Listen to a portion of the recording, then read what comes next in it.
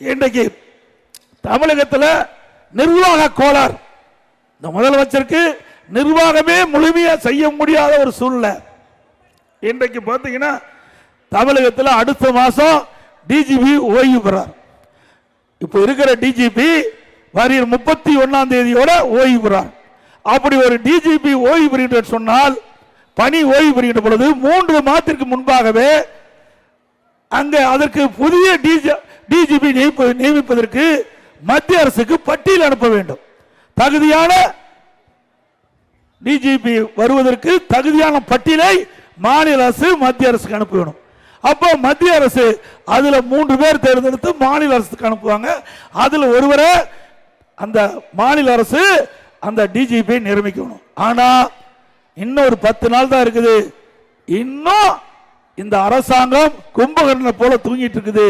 அந்த டிஜிபி நியமிக்கக்கூடிய அந்த நிலையில் இன்னும் தடுமாறி கொண்டிருக்கின்றது. என்ன என்றே தெரியவில்லை. அவருக்கு சாதகமான வேலை நியமிக்க வேண்டுமோ என்று சந்தேகம் எழுகிறது.